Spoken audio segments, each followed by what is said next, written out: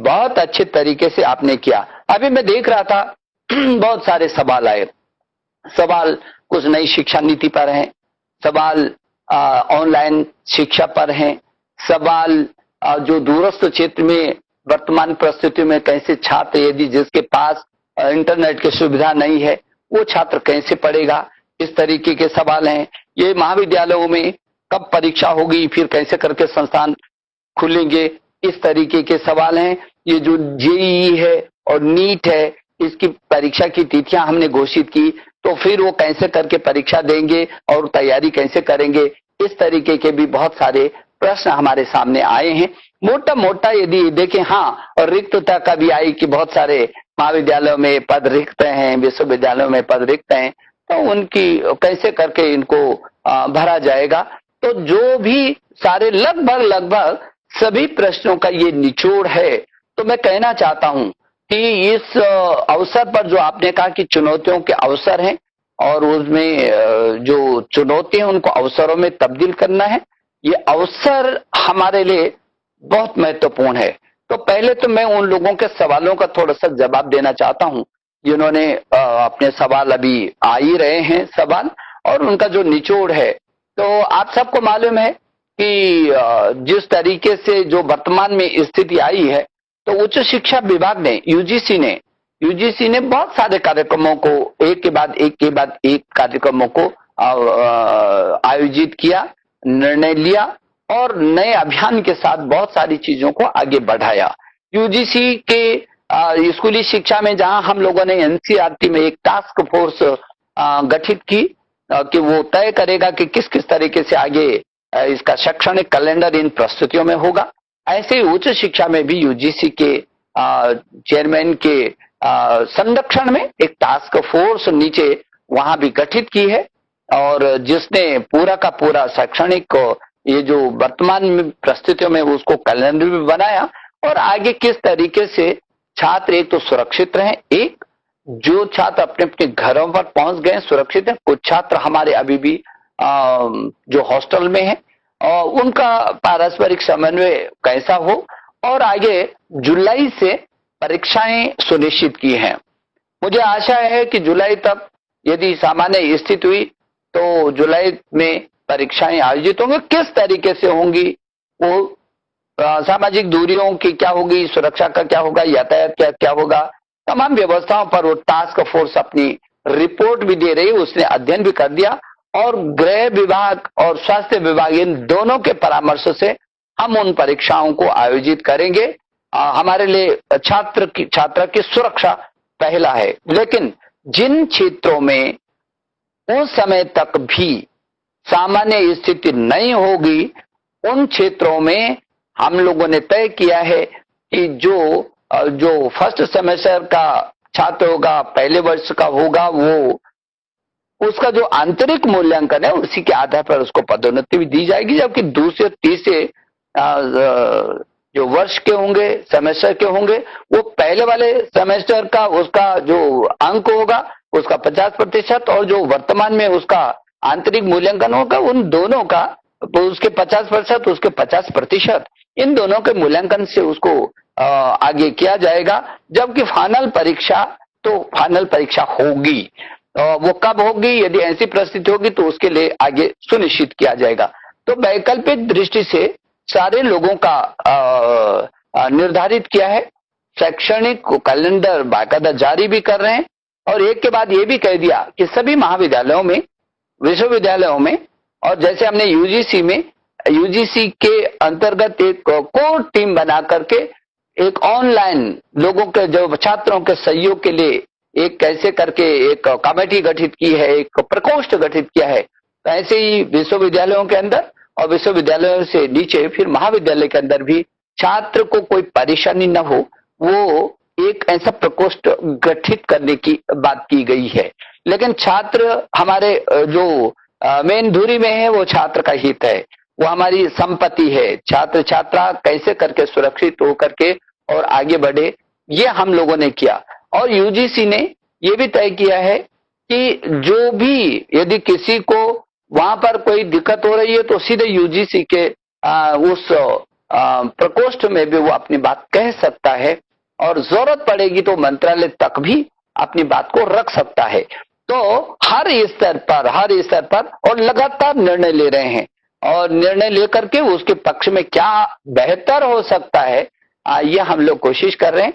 जहां तक आपने अभी कहा कि ये प्रश्न पूछे गए कि जो नीट है और जेई जो मेन है और एडवांस परीक्षा है उसकी तिथियां तो हम लोगों ने घोषित की। हाँ, आपका कहना बिल्कुल सही है कि उसके सामने ये कठिनाई है कि वो कैसे तैयारी करे, तो बाहर जा नहीं सकता। तो मुझे इस बात को कहते हुए खुशी हो रही है कि नेशनल टेस्ट अभ्यास ऐप एनटीए ने बनाया है, अद्भुत बनाया है।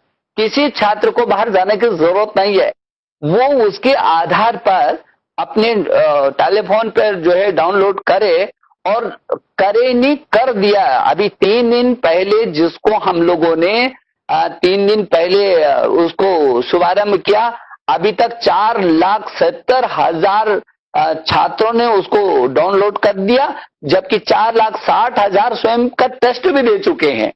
तो ये अद्भुत छात्र के हित में हम लोगों ने किया कि कैसे करके इस बात को हम लोग सुनिश्चित कर सकते हैं। और जो बार बार जो है जिस तरीके से हमारे सामने परिस्थितियां आई हैं उसको हम लगातार बोल रहे हैं। और जैसे कि आपको हमने पहले भी आग्रह किया कि जो आरोग्य सेतु जो ऐप है उसको सभी को कहा, चाहे हमारे अध्यापक गण हैं, चाहे हमारे छात्र गण हैं, वो उनकी सुरक्षा की दृष्टि से जो स्वास्थ्य विभाग ने हमको एक सेतु दिया है हमारे जीवन को का प्रबंधन ऐसे क्षणों में अपनी सुरक्षा के लिए, तो वो जो आरोग्य सेतु ऐप है उसको भी हमारे छात्र छात्राएं और हमारे तमाम शिक्षाविद जो है उसको भी ले रहे हैं। ये भी मुझे खुशी है।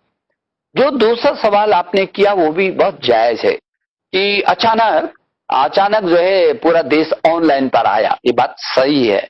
और इसीलिए मैं कह रहा हूं कि जो आपने आज जो सेमिनार रखा है, ये जो आयोजन रखा है, वेबिनार रखा है, निश्चित रूप में ये आज की परिस्थितियों में बहुत महत्वपूर्ण है कि ऐसी परिस्थिति में हम क्या इन चुनौती को अवसर के रूप में क्या कर सकते हैं। तो आपने उस चुनौती को अवसर के रूप में लिया है।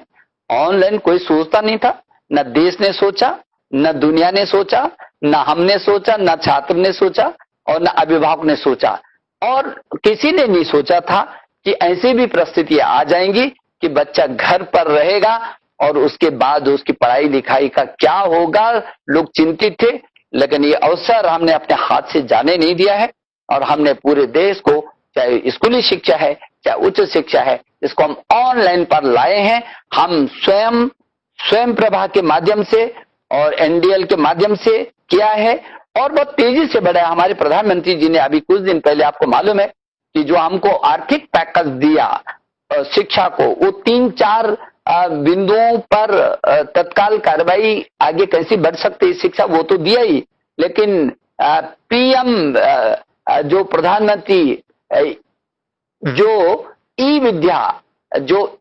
विद्या का जो ऑनलाइन कैसे करके बढ़ सकता है, ई विद्या बहुत बड़ा, एक राष्ट्र एक पोर्टल हो जाएगा, एक विषय में एक चैनल हो जाएगा। तो जिस तरीके से एक विषय का एक चैनल हो जाएगा, एक ही प्लेटफॉर्म पर पूरा देश आ जाएगा, और वो हमने किया। आपको इस बात को जान करके खुशी होगी कि हमारे दीक्षा पोर्टल पर करोड़ों जो है लोग छात्रों ने उसका उपयोग कर रहे हैं। हमने ई पाठशाला पर बहुत करोड़ों छात्र जो है उसका उपयोग कर रहे हैं। हमारे स्वयं है उच्च शिक्षा में दुनिया का सबसे बड़ा प्लेटफॉर्म हमारा हो गया ये स्वयं दुनिया का।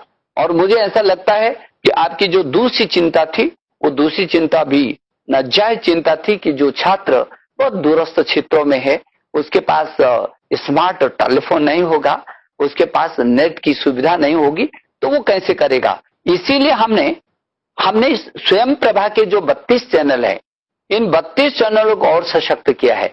ये जो स्वयं प्रभा के 32 चैनल हैं, ये डीटीएच पर आएंगे, ये टाटा स्काई पर आएंगे, ये रिलायंस पर आएंगे, ये डिश टीवी पर आएंगे, ये दूरदर्शन पर आएंगे और 24 घंटे आएंगे।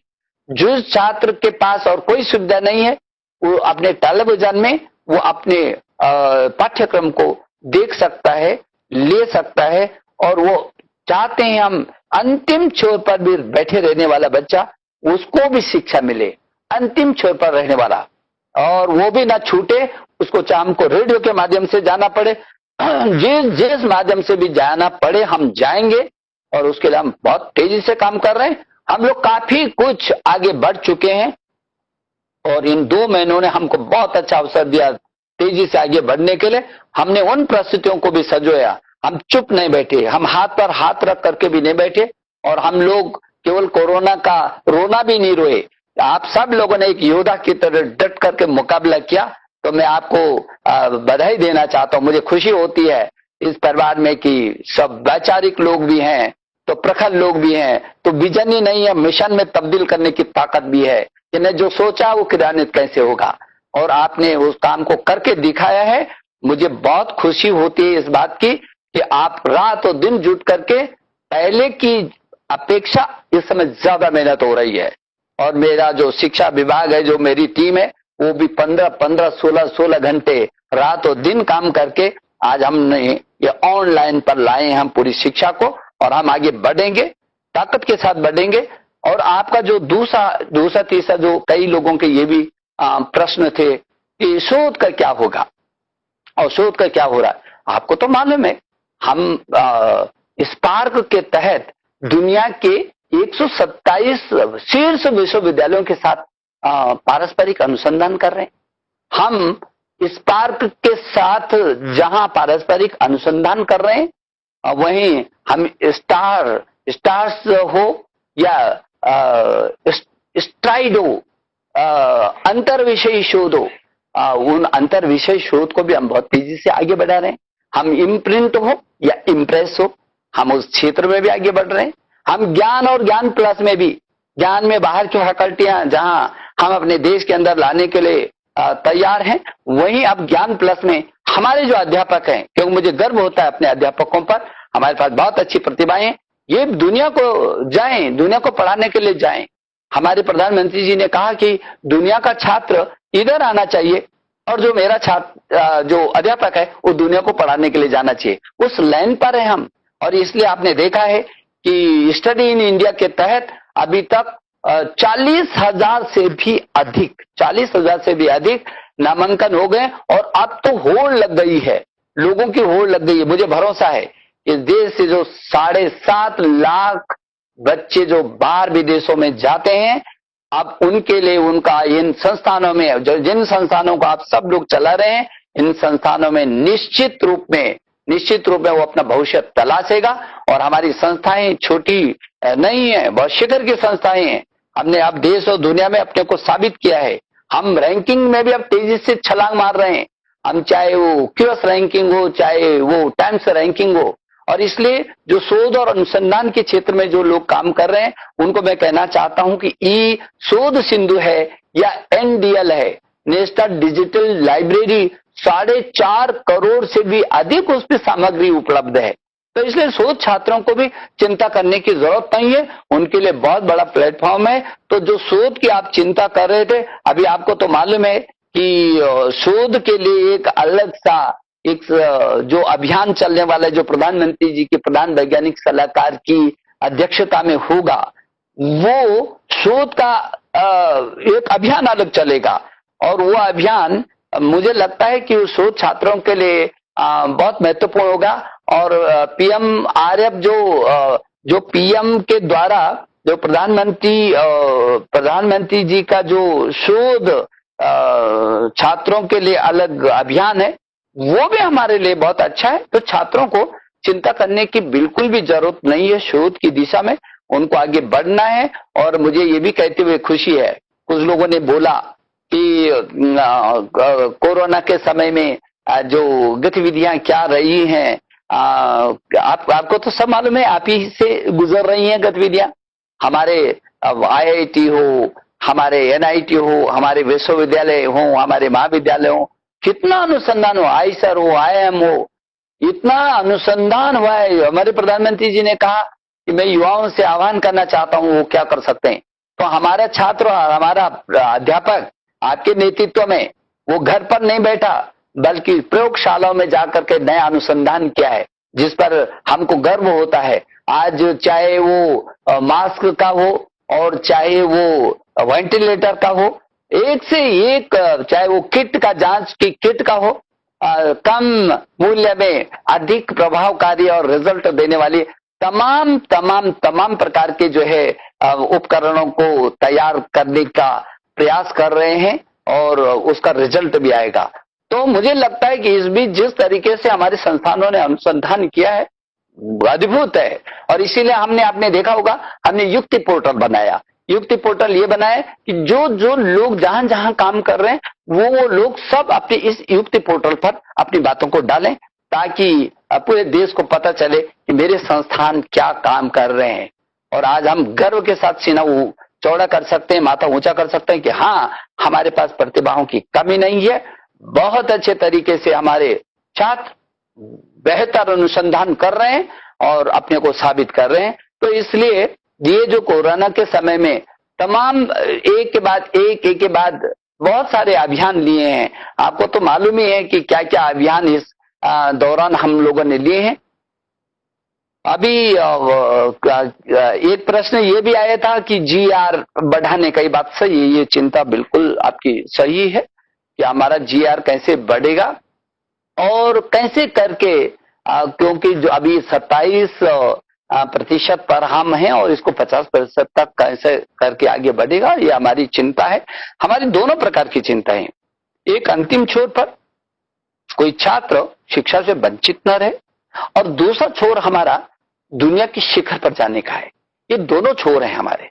ये वहां की यात्रा उस शिखर तक लेकर के जाने का है, और वो रास्ता हम बहुत तेजी से बना रहे हैं, पुख्ता कर रहे हैं। जहां भी गड्ढे हैं उन गड्ढों को पाटने की कोशिश कर रहे हैं।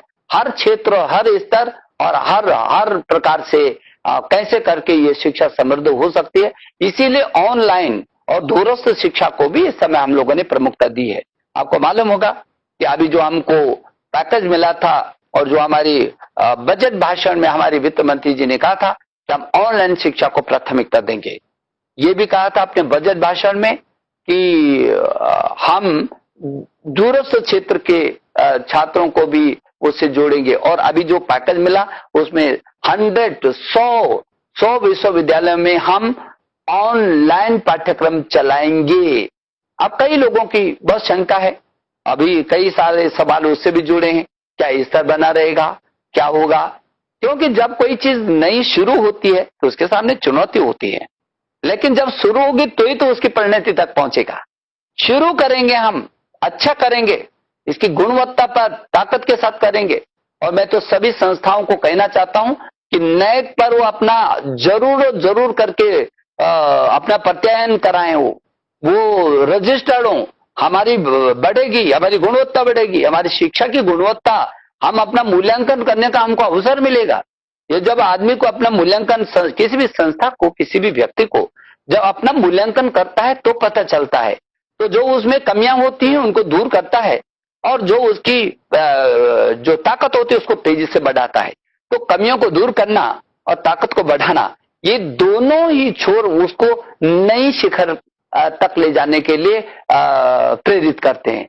तो मैं ये सोचता हूं कि ये जो ऑनलाइन अभी हम लोगों ने शिक्षा शुरू करेंगे, और 100 ऐसे विश्वविद्यालय जो शीर्ष के विश्वविद्यालय होंगे, मुझे लगता है UGC इसको तय कर रही होगी कि वो कौन से 100 विश्वविद्यालय होंगे, उसके मानकों को भी सुनिश्चित करेंगे। लेकिन 100 विश्वविद्यालयों में हम ऑनलाइन शिक्षा करेंगे, और अंतिम छोर का व्यक्ति, अंतिम छोर का बच्चा, जो इन परिस्थितियों में, क्योंकि ये जो विकट परिस्थितियां हमारे सामने आई हैं, ये कब तक और किन परिस्थितियों में आगे हमको झेलना पड़ेगा, कुछ कहा नहीं जा सकता अभी।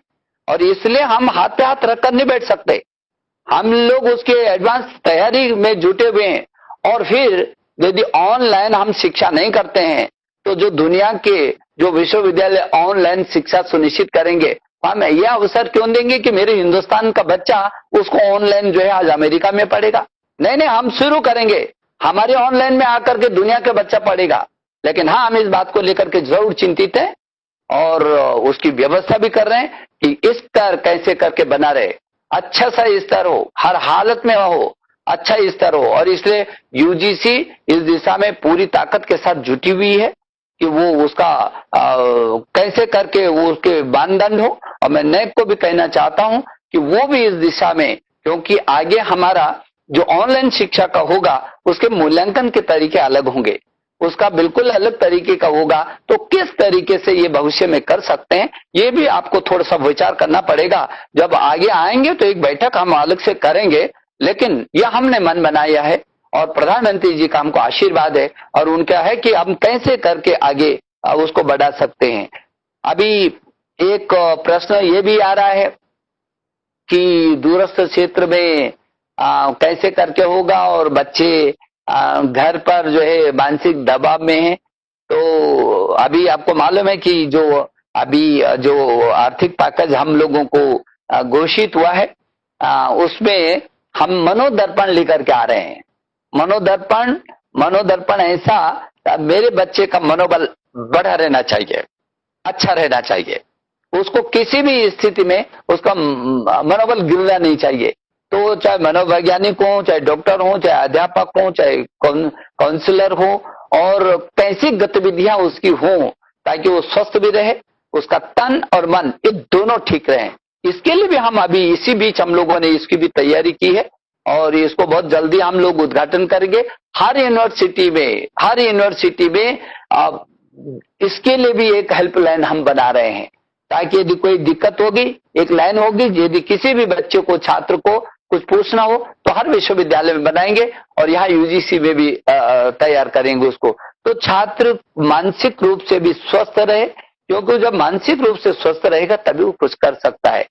तो जो आपकी चिंता है कि छात्र कैसे करके इस दिशा में वो अपने को उभारे, ये आपकी चिंता बिल्कुल जायज भी है और सही भी है, लेकिन हम लोग लगातार इस दिशा में कोशिश कर रहे हैं। जहां तक रही आपने कहा है कि रिक्त पद, ये बात सही है कि राज्यों में भी बहुत सारे पद रिक्त थे और हमारे भी संस्थानों में, केंद्र में भी बहुत सारे पद रिक्त थे। हमारे प्रधानमंत्री जी ने कहा कि सबसे पहले रिक्तता भरनी चाहिए और उस रिक्तता को भरने के लिए हम पूरी ताकत से जुटे हैं।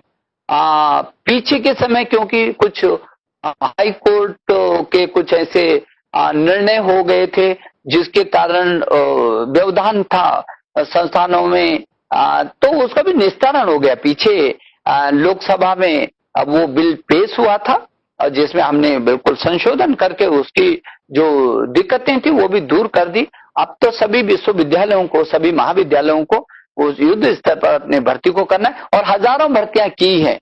अभी तक इतने कम समय में शायद कभी इतनी नियुक्तियां हुई होंगी। और अभी भी मैं देख रहा हूं कि जो मेरे पास सूचनाएं हैं, राज्यों से सूचनाएं हैं, अपने संस्थानों से सूचनाएं हैं, वो बहुत अच्छी सूचनाएं हैं कि हजारों पदों पर विज्ञप्ति जारी हुई है और 12,000 से भी अधिक पद केंद्र के हैं जो विज्ञप्ति जारी हुई है और हजारों नियुक्तियां हुई हैं।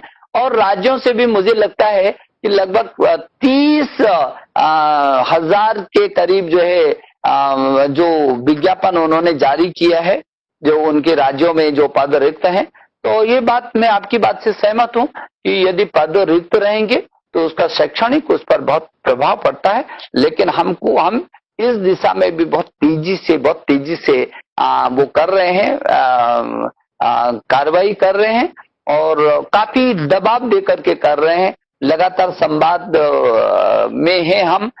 यदि किसी भी संस्था को यदि कोई कठिनाई होती है तो उसके साथ जुड़ करके हम लोग इसको करना चाहते हैं।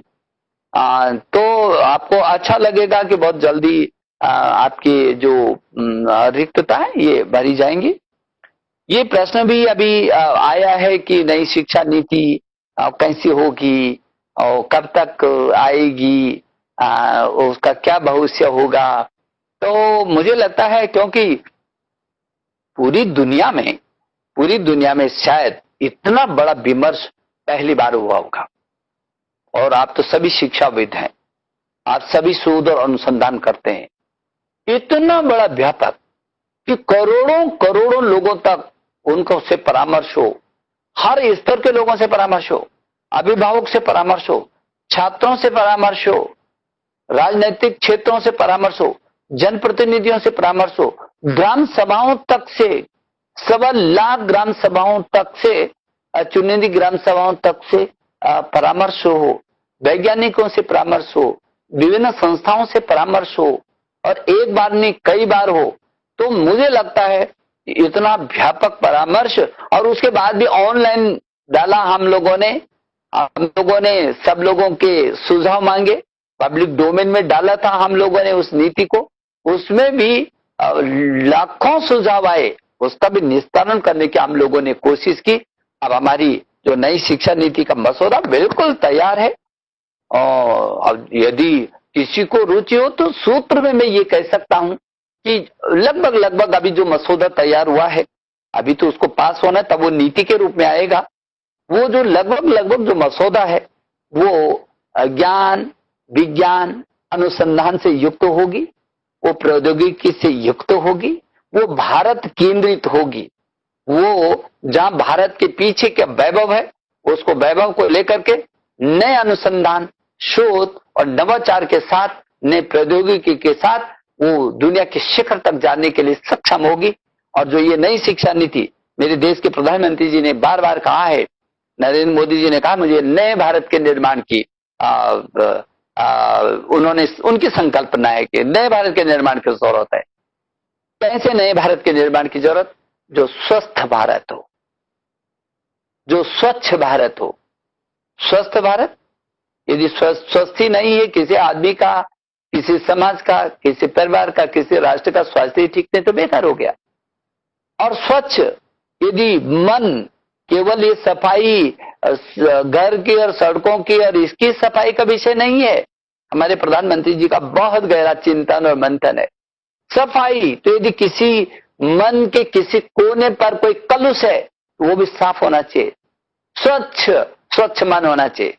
ऐसा स्वच्छ भारत चाहिए जिसमें बहुत अकलुषितता हो, जिसमें पारदर्शिता हो, ऐसा स्वच्छ भारत चाहिए। सशक्त भारत चाहिए, ताकतवर चाहिए, हर क्षेत्र में ताकत चाहिए, चाहे वो अर्थ के क्षेत्र में हो, विज्ञान के क्षेत्र में हो, जो ग्रामीण विकास के क्षेत्र में हो, विभिन्न क्षेत्रों में उसका सशक्त होना चाहिए। और श्रेष्ठ भारत श्रेष्ठ होना चाहिए, सशक्त भी हो लेकिन उसमें श्रेष्ठता भी हो, क्योंकि ये देश कभी विश्वगुरु कहलाता था। एतद् देश प्रसूतस्य सकाशादग्र जन्मना स्वम स्वम चरित्रम शिक्षण पृथ्व्याम सर्वमानवा।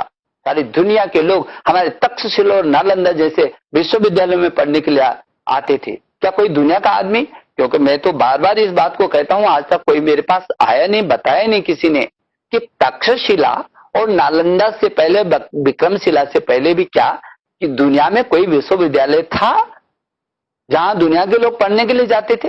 और यदि किसी के पास ये उत्तर नहीं है का मतलब तक्षशिला और नालंदा जैसे विश्वविद्यालय पूरी दुनिया में शीर्ष पर थे, जहां पूरी दुनिया पढ़ने के लिए आती है। हमारा वो वैभव था, हम उस पूरे वैभव को, हाँ जरूर सैकड़ों वर्षों के गुलामी की थपेड़ों ने हमारी जड़ों को कमजोर किया है, और मैं उसका उल्लेख नहीं करना चाहता हूं क्योंकि आप सिर्फ शिक्षाविद है। किस तरीके से भारत की गहरी जड़ों को काटने की कोशिश की है, लेकिन आज हम स्वाधीन है और हमारे नेतृत्व भी प्रभावशाली है, जो चाहता है कि भारत को उसकी जड़ों पर खड़े होकर के विश्व के कल्याण की बातें हो। वो भारत चाहिए जो सर्वे भवन्तु सुखिनः सर्वे सन्तु निरामय की बात करता हूं। वो भारत चाहिए जो विश्व गुरु भारत हो। वो भारत चाहिए जिस भारत जो पूरे वसुधा को अपना परिवार मानता हो, वसुधैव कुटुंबकम की बात करता हो। अभी भी तो आपने देखा इस महामारी में भी हमारे प्रधानमंत्री जी ने दवाइयों को पूरी दुनिया में भेजा है, क्योंकि हमारा संस्कार है, हमारा वसुधैव कुटुंबकम का संस्कार है हमारा। हमने मानवता के कल्याण में कहीं हम पीछे नहीं रहे, इसलिए जो हमारा संस्कार है हम फिर उस संस्कार पर भी खड़े होकर के ज्ञान और विज्ञान के साथ दौड़ेंगे, अनुसंधान के साथ दौड़ेंगे, नवाचार के साथ दौड़ेंगे, और हम एक नए प्रौद्योगिकी के साथ शिखर पर लेकर के अपनी उस शिक्षा को लेकर के जाएंगे। और इसलिए प्रधानमंत्री जी ने कहा नए भारत का निर्माण चाहिए, और उसका जो रास्ता है, जो उनकी परिकल्पना है कि $5 ट्रिलियन की अर्थव्यवस्था चाहिए। और आज भी हम गौरव के साथ कह सकते हैं कि हिंदुस्तान पूरी दुनिया में नरेंद्र मोदी जी के नेतृत्व में बहुत आगे बढ़ रहा है। पूरी दुनिया की नजरें हम पर टिकी हैं, हर क्षेत्र में हमने अगुवाई की है। यदि पीछे के समय को आप देखेंगे तो ऐसा पूरी दुनिया में पहली बार महसूस होता है लोगों को कि नहीं, भारत बहुत सशक्त भारत बन रहा है। और इसलिए वो जो सशक्त और श्रेष्ठ भारत के लिए, उसके लिए भी एक सूत्र जो दिया हम लोगों को प्रधानमंत्री जी ने, make in India, digital India, skill India, startup और स्टैंड अप। ये मेक इन इंडिया, हमारे पास तो कोई कमी तो नहीं है, प्रतिभा की कमी नहीं है, संघर्ष की कमी नहीं है, मेहनत की कमी नहीं है, तो फिर मेक इन जापान क्यों, मेक इन चाइना क्यों, मेक इन इंडिया क्यों ना हो। और इसलिए हमने भी अपने संस्थानों में ये, जैसे अभी तक हमारे आईआईटी थे तो उद्योग कुछ अलग होते थे, वो पाठ्यक्रम हमारा कुछ अलग होता था, नहीं, अब इन सबके साथ हम समन्वय करेंगे। जैसे हमने अभी चर्चा की कि अंतर विषयी शोध करेंगे, दो विभाग आपस में मिलकर के तीसरी चीज को निकालेंगे।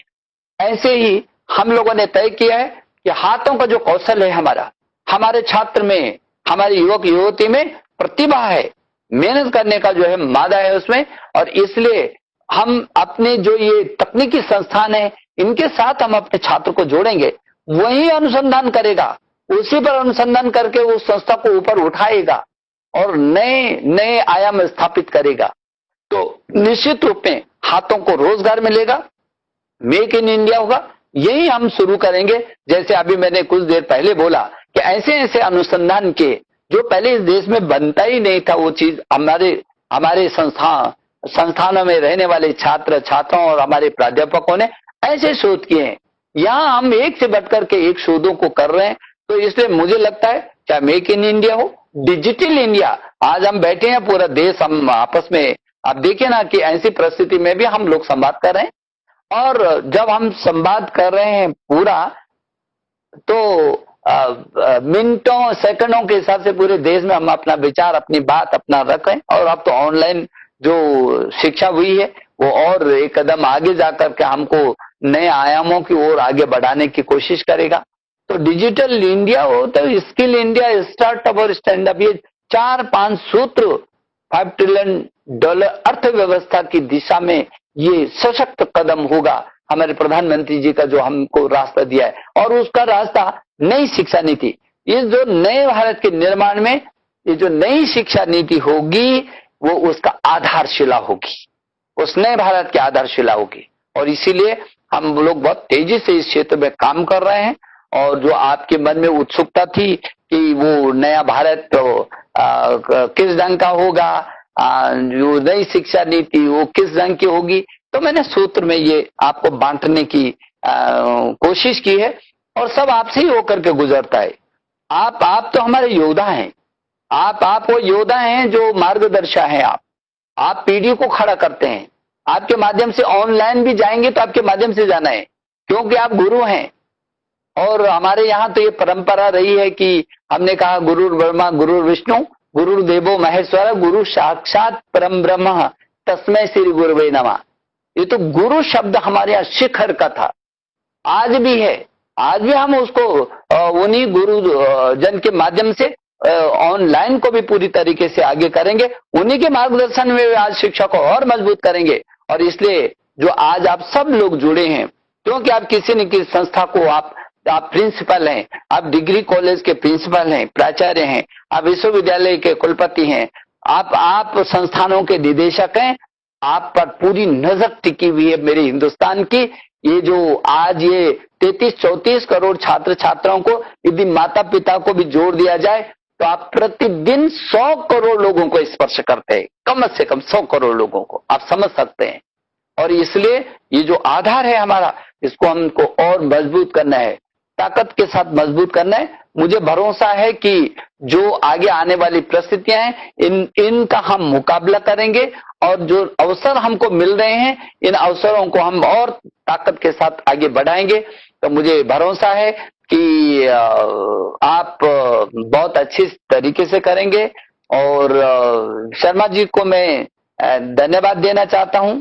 और इनके तो आज मेरे को बताया गया कि आज इस दायित्व के 2 वर्ष भी पूरे हो रहे हैं इनके। तो आपको मेरी शुभकामना कि आपने ये अच्छा किया। हमारे सिंह साहब भी अब आ गए हैं, मुझे ऐसा लगता है।